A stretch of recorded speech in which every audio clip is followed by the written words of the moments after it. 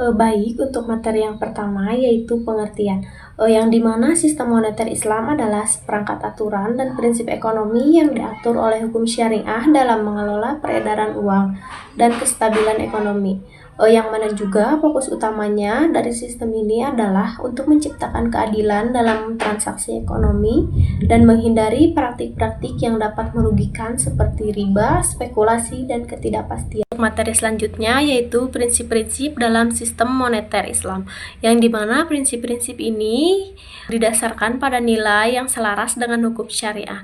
Prinsip yang pertama yaitu larangan riba, di mana riba sendiri dianggap sebagai praktik yang dapat merugikan karena dapat menciptakan ketimpangan ekonomi, eksploitasi, dan ketidakadilan di masyarakat. Dengan melarang riba, sistem moneter Islam berupaya memastikan bahwa keuntungan yang diperoleh melalui kontribusi nyata dalam ekonomi. Jadi bukan hanya dari pengumpulan bunga atas pinjaman. Untuk prinsip yang kedua yaitu keadilan dalam bertransaksi, di mana transaksi ekonomi harus dilakukan secara adil, transparan, dan saling menguntungkan bagi semua pihak yang terlibat. Keadilan ini mencakup kejujuran dalam memberikan informasi, kesepakatan yang didasarkan pada persetujuan bersama, serta penghindaran segala bentuk manipulasi atau penipuan yang dapat merugikan salah satu pihak. Untuk prinsip yang terakhir yaitu transaksi berbasis aset, di mana dalam sistem moneter Islam menekankan pentingnya aset atau nilai nyata yang mendasari setiap prinsip dalam transaksi, di mana juga prinsip ini menghindari praktik spekulasi yang berlebihan yang dapat menyebabkan ketidakstabilan ekonomi. Dengan berbasis pada aset nyata, transaksi keuangan menjadi lebih stabil dan berkontribusi langsung pada pertumbuhan ekonomi yang lebih produktif. Yang mana secara keseluruhan prinsip-prinsip ini bertujuan untuk menciptakan ekonomi yang tidak hanya efisien, tetapi juga dilandaskan dengan nilai-nilai moral dan spiritual, sehingga mampu memberikan manfaat bagi banyak masyarakat luas. Untuk materi selanjutnya yaitu pandangan Islam tentang uang, di mana pandangan Islam tentang uang tidak dapat diperlakukan sebagai komoditas yang dapat diperjualbelikan. Sebaliknya, uang dapat dipandang semata-mata sebagai alat tukar yang berfungsi untuk mempermudah transaksi ekonomi di kalangan masyarakat.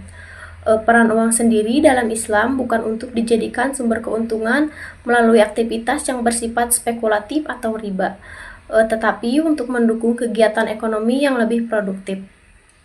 Dalam sistem moneter Islam, uang juga tidak boleh menghasilkan keuntungan hanya dari kepemilikannya saja. Misalnya, mendapatkan keuntungan dengan hanya meminjamkan uang tanpa ada aktivitas ekonomi nyata dianggap bertentangan dengan prinsip syariah. Sebaliknya juga, keuntungan yang diperoleh melalui investasi yang berbasis produktivitas, seperti pembiayaan proyek yang dapat menghasilkan barang atau jasa yang bermanfaat. Dalam pendekatan ini bertujuan untuk menciptakan stabilitas ekonomi dan mendorong pertumbuhan yang berkelanjutan, di mana uang harus digunakan sebagai sarana untuk mendorong aktivitas ekonomi nyata dan adil yang sangat bermanfaat bagi semua pihak, bukan hanya sebagai alat eksploitasi atau akumulasi kekayaan tanpa adanya kontribusi yang nyata terhadap masyarakat. Dengan prinsip ini, Islam juga berupaya memastikan bahwa ekonomi tidak hanya berkembang secara material, tetapi juga harus sejalan dengan nilai-nilai keadilan, sosial, dan kesejahteraan masyarakat. Baik, untuk materi yang selanjutnya yaitu larangan terhadap riba, gharar, dan maisir. Larangan terhadap ketiga aspek tersebut adalah prinsip utama dalam sistem ekonomi Islam yang bertujuan untuk menciptakan keadilan dan menghindari ketidakpastian serta eksploitasi dalam transaksi ekonomi, yang dimana riba dilarang karena dianggap sebagai praktik yang tidak adil dan merugikan masyarakat banyak, di mana riba sendiri merujuk pada pengambilan keuntungan melalui bunga atas pinjaman yang seringkali membebani pihak yang lebih lemah secara ekonomi. Dalam Islam, praktik ini dipandang sebagai bentuk eksploitasi yang menciptakan ketimpangan sosial sehingga bertentangan dengan prinsip keadilan yang diutamakan dalam syariah. Yang selanjutnya yaitu gharar, yang dimana berarti ketidakpastian atau ketidakjelasan, yang juga dimana dilarang dalam Islam. Larangan ini mencakup transaksi ekonomi yang mengandung elemen spekulasi berlebihan atau kontrak yang tidak transparan. Misalnya, menjual sesuatu yang belum jelas keberadaannya atau kondisi barang yang tidak diketahui secara pasti. Larangan ini bertujuan untuk melindungi kedua belah pihak dalam transaksi agar tidak ada yang dirugikan akibat informasi yang tidak jelas atau tidak lengkap. Selain itu juga, Islam melarang maisir, yaitu spekulasi atau perjudian yang mengandalkan keberuntungan tanpa adanya usaha nyata. Maisir sendiri dianggap seperti tidak produktif karena hanya melibatkan perpindahan kekayaan tanpa menghasilkan nilai tambah bagi masyarakat.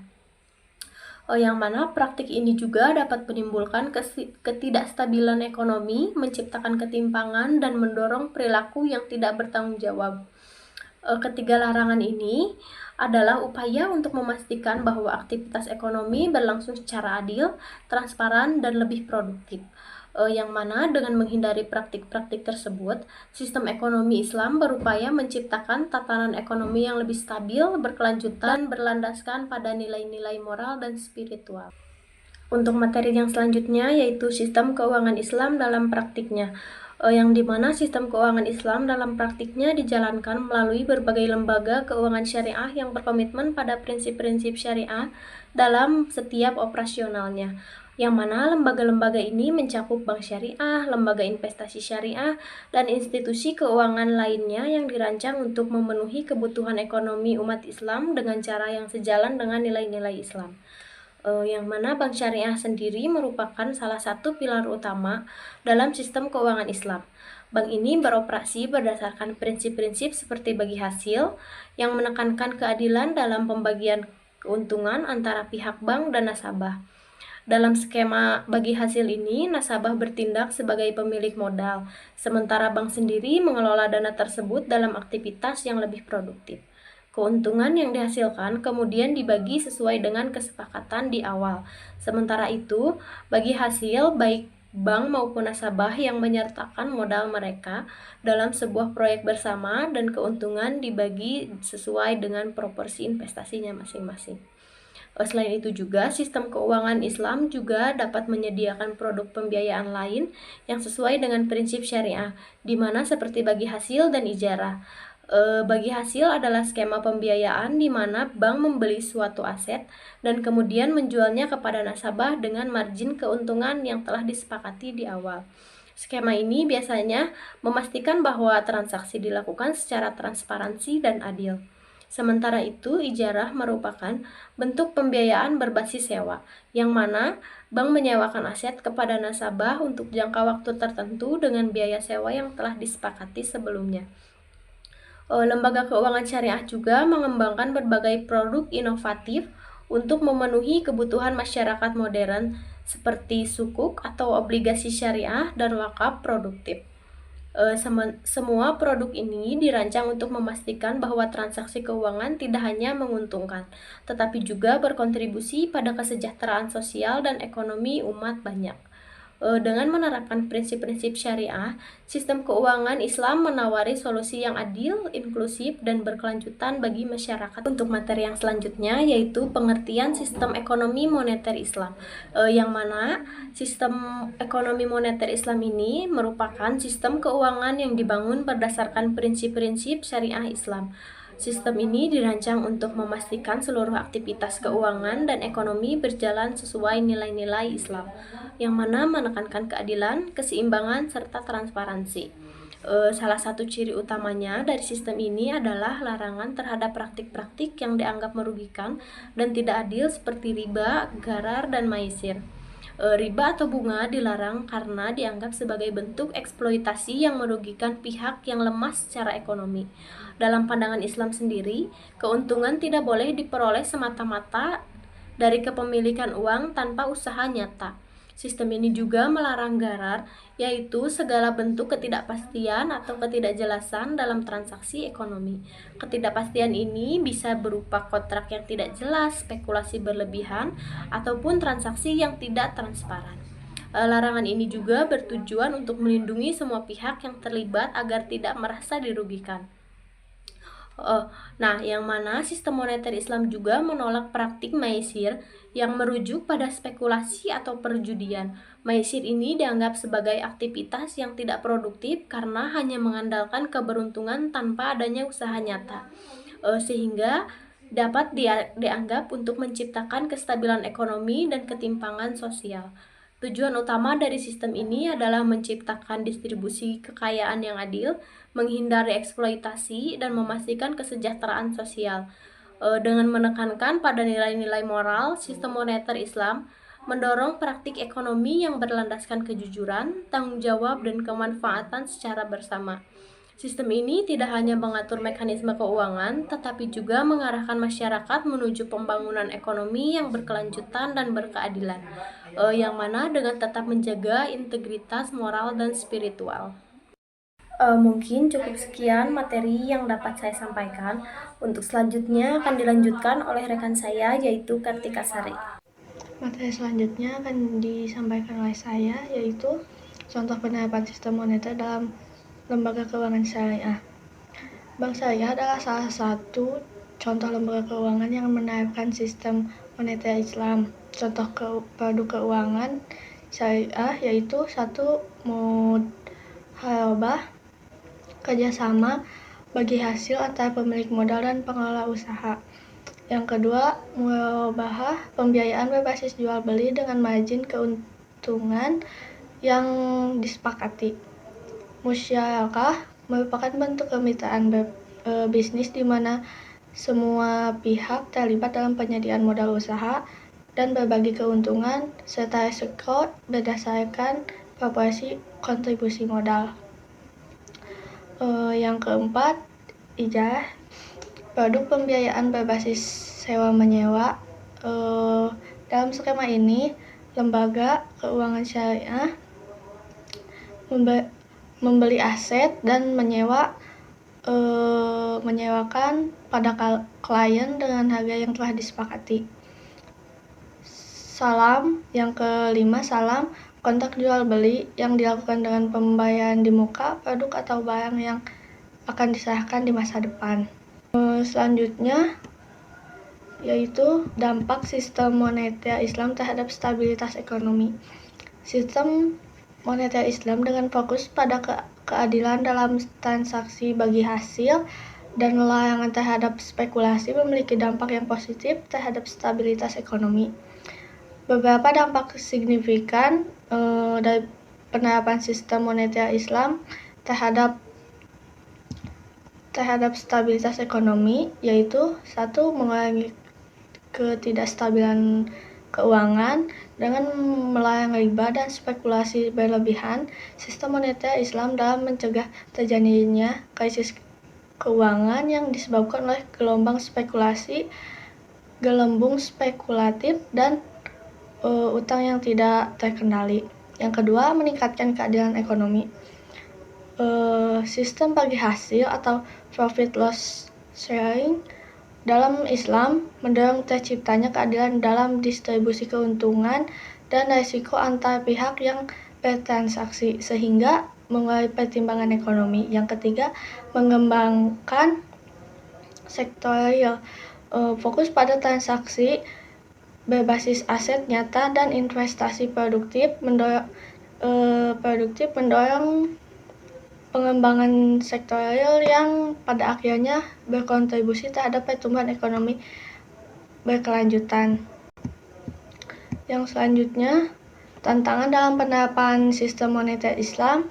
Yang kesatu, kurangnya pemahaman masyarakat. Banyak masyarakat yang belum sepenuhnya memahami prinsip-prinsip keuangan syariah dan manfaatnya, sehingga adopsi sistem ini masih terbatas. Yang kedua, kurangnya inovasi produk keuangan syariah.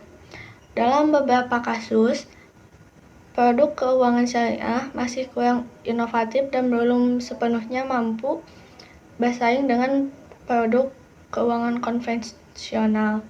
Yang ketiga, yaitu kurangnya dukungan dari kebijakan pemerintah.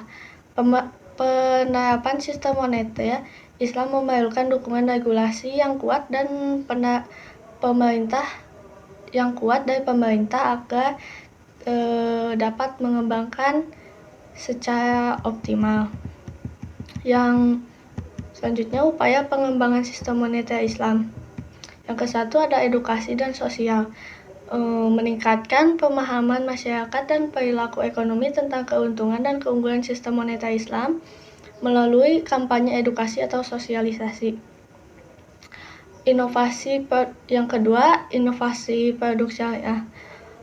Mengembangkan produk-produk keuangan syariah yang lebih inovatif dan kompetitif agar dapat bersaing dengan produk keuangan konvensional. Yang ketiga itu dukungan kebijakan, yaitu mendorong pemerintah untuk mengeluarkan regulasi dan kebijakan yang mendukung perkembangan keuangan syariah, termasuk insentif bagi lembaga keuangan syariah dan perlindungan konsumen syariah. Selanjutnya, tantangan dan prospek sistem ekonomi moneter Islam, yaitu tantangan dalam penerapan secara global. 1. Keterbatasan regulasi. Sistem ekonomi moneter Islam menghadapi tantangan besar dalam hal regulasi. Sebagian besar negara di dunia masih menggunakan sistem ekonomi konvensional yang berbasis bunga. Regulasi untuk mendukung sistem ekonomi syariah seringkali belum memadai atau bahkan belum ada, terutama di negara-negara mayoritas bukan Islam. Ketidakadaan regulasi yang jelas menyebabkan ketidakpastian hukum dalam penerapan produk-produk keuangan syariah yang dapat mempengaruhi minat investor dan nasabah.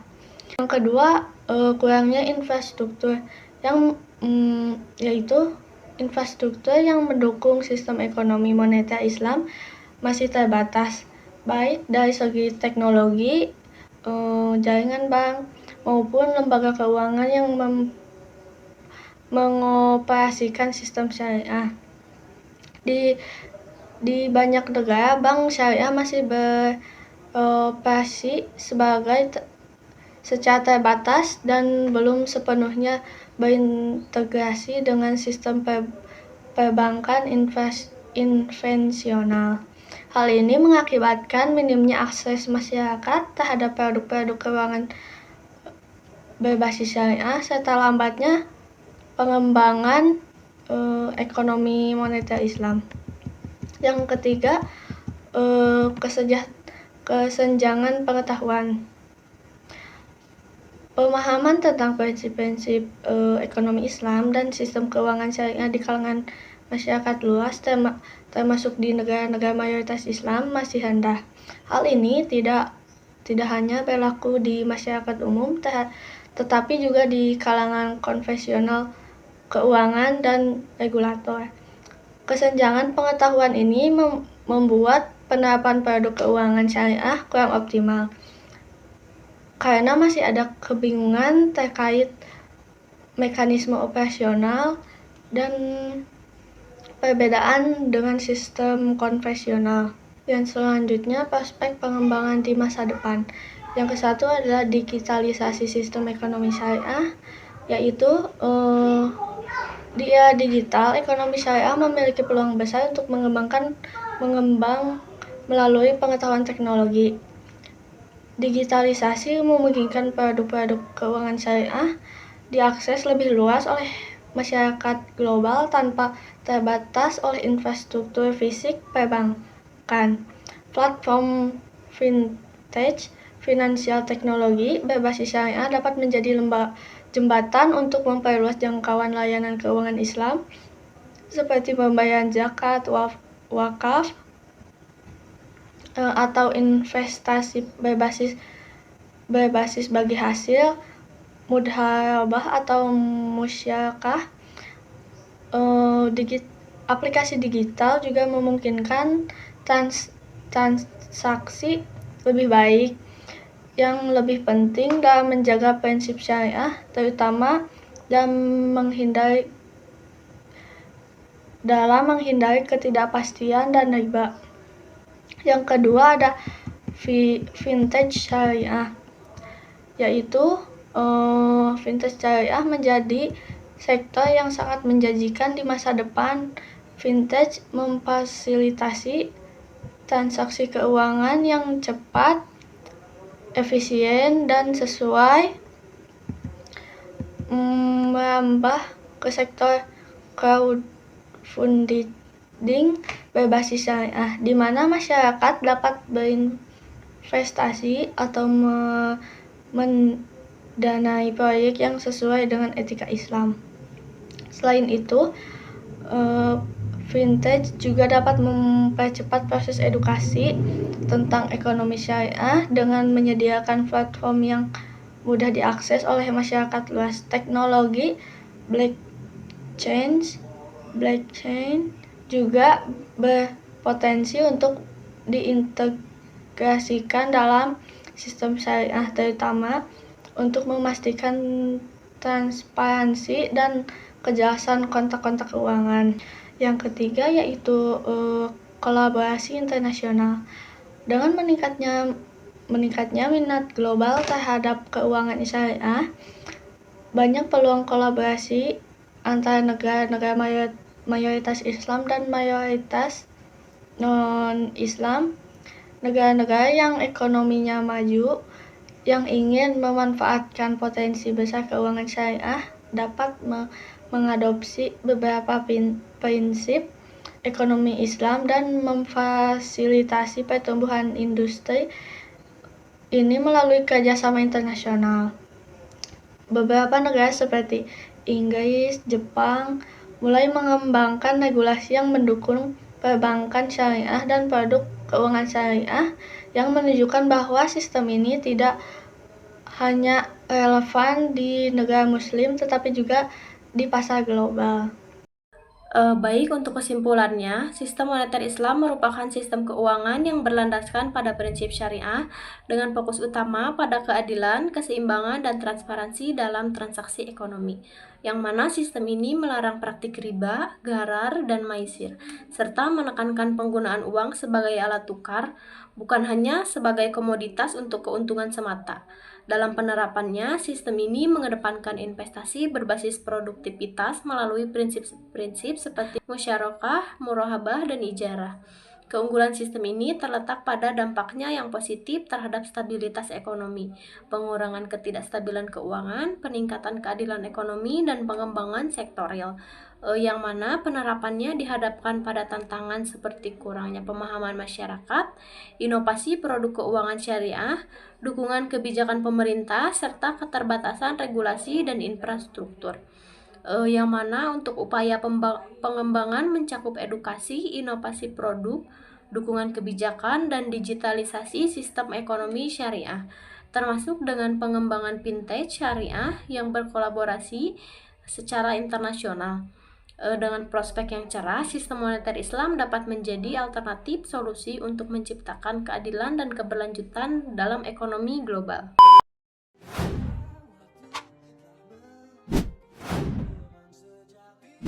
Bagaimana kau merasa bangga akan dunia yang sementara?